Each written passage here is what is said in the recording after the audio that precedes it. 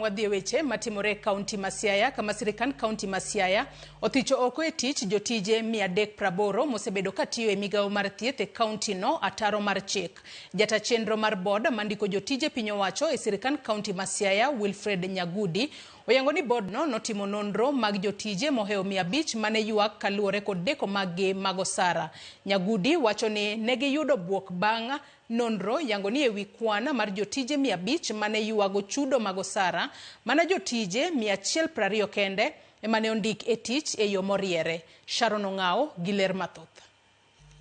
E twak makende kod TV Maramogi, jata chenro mar board mandiko jotije piny owacho e kaunti ma Siaya Wilfred Nyagudi oyango ni jotije 380 mosebedo katiyo e sekta mar thieth e kaunti ma Siaya gin jotije manyawawa. Ne wayudo weche moko mane liekore ni nitiere jomoko mane tiyo e migepe mag thieth to ne pok ochulgi, to ne wakawo thuolo mar timo nonro ni to jogi dibed jomage, kendo ne wa keto duol moro piny mong'iyo karatese jogi, oboke mana jogi wacho ni gitiyogo, ma giko wayudo ni ji nochopo joma romo 502 nokelo obokegi. Okane wang'iyo obokego maber kalure gi chenro mag tije ka, nodo ka gin obokego ma ok ne gibeyo, ne gin bandia.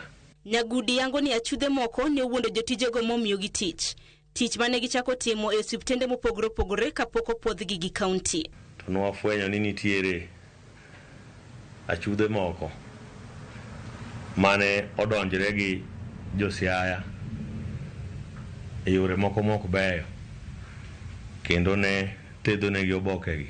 Koro nwafwenyo ni ji maromo 382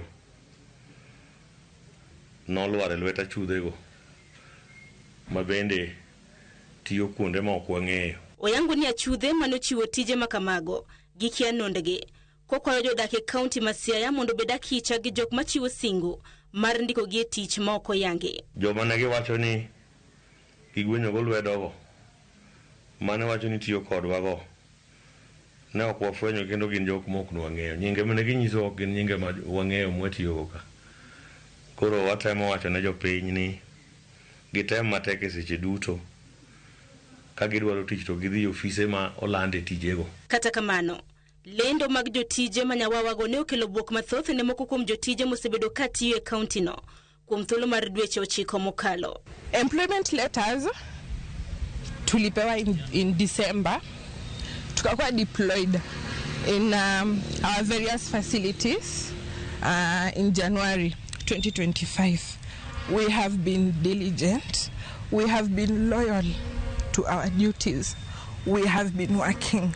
Jochiw thieth go wacho ni gisebedo ka girito oboke mar podhogi e tich, chenro mosebedo ka digne. So tumekuwa tukifollow up with our employers about the processes. Wamekuwa wakituambia just be patient, we are working on it.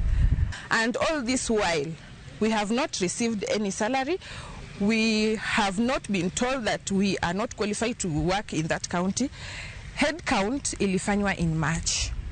We wonder how long does it take to verify results of the head count if indeed I am an employee of the county or not. We've been working hard to lend money just to survive in such harsh situations, because how do you survive without being paid? You pay rent, you pay school fees, and at the same time you have to dress well and smile for the patients. We've been doing the same, just like other employed candidates. Jotijego kwayo sirikand kaunti ma Siaya mondo ng'i wach mar ndiko gi e tich, kendo kik jwange kaluore ni thoth ute thieth e kaunti ma Siaya onge kod jotije moromo. Sharon Ong'ao, Ramogi TV.